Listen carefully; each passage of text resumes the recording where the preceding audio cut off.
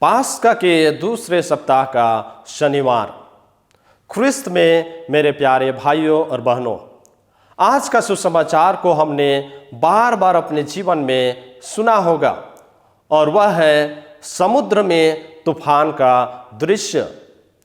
जब सांझ हुई तब यीशु के चेले किनारे पर उतरे और नाव पर चढ़कर कफरनाउम की ओर चल दिए। शाम हो चुकी थी और बहुत पहले अंधेरा हो गया था। चेले कफरनाउम जाने के लिए व्याकुल थे। जैसे जैसे उन्होंने नाव पर चलना शुरू किया, आसमान में तेजी से बादल छा गए और खतरा बढ़ता गया और हवा तेज होती रही। कई मील की दूरी तय करने के बाद उन्होंने देखा कि एक आकृति उनके पास आ रही है। यह कैसे हो सकता है? और जो उन्होंने देखा, चेलों को विश्वास नहीं हुआ। आकृति पानी पर चल रही थी। क्या यह सच था या वे भ्रमित कर रहे थे? पानी पर कोई चल नहीं सकता, यह असंभव है। यह कौन हो सकता है? और इस प्रकार सोचकर वे बहुत डरे हुए थे। जैसे ही यीशु नाव के पास पहुंचा, उसने उनसे बस इतना कहा, डरो मत। स्पष्ट रूप से यीशु के शब्दों ने चेलों के भय को दूर नहीं किया। क्या चेलों को लगा कि वे भ्रमित कर रहे हैं? फिर भी यह आकृति यीशु की तरह लग रही थी और उसकी आवाज यीशु की आवाज की तरह लग रही थी। तब यीशु ने उनसे कहा, मैं ही हूं, डरने की कोई जरूरत नहीं है। चेले आश्चर्यचकित थे और अभी भी डरे हुए थे। वे असमंजस में थे कि क्या करें।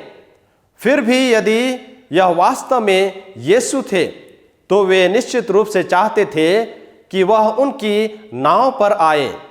हालांकि वे किनारे पर पहुंचे, यीशु ने तुरंत उन्हें आश्वस्त किया कि यह वास्तव में यीशु उनका प्रभु और शिक्षक था जो उनके सामने खड़ा था। उसने उनसे कहा, डरो मत। आज आप क्या चाहते हैं? कि आप भी यीशु को आपसे यह कहते हुए सुने, डरो मत। आप अपने जीवन में किस बात से चिंतित हैं? आप किस बात से भयभीत हैं? जीवन अक्सर हमें कई तरह की स्थितियों और परिस्थितियों के साथ प्रस्तुत करता है जो हमें डरने का कारण बनती हैं। यह एक बीमारी हो सकती है या यह एक महत्वपूर्ण रिश्ता हो सकता है जो दर्दनाक या अपमानजनक है। हो सकता है कि हम चिरकालिक चिंता में हो और यह हमारे जीवन में बड़ी चिंता का कारण बनता है। यह एक नाजुक वित्तीय स्थिति हो सकती है। आज यीशु हम में से प्रत्येक से कह रहे हैं, डरो मत। मुझे तुम्हारी नाव में आने दो और मैं तुम्हारे मन और हृदय के जल को शांत कर दूंगा। तुम्हारे जीवन में जो तूफान आती है उसको मैं शांत कर दूंगा। मुझ पर भरोसा करो। तुम अकेले नहीं हो। तुम कभी अकेले नहीं हो सकते हो। मैं सदा तुम्हारे साथ हूं।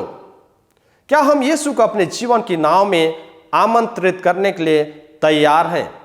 क्या हम यीशु को अपने जीवन में जगह देने के लिए, उसे अपने जीवन में स्वीकार करने के लिए तैयार हैं?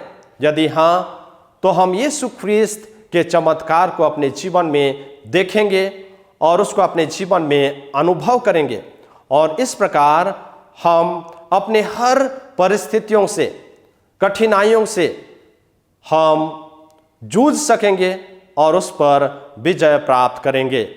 आमीन।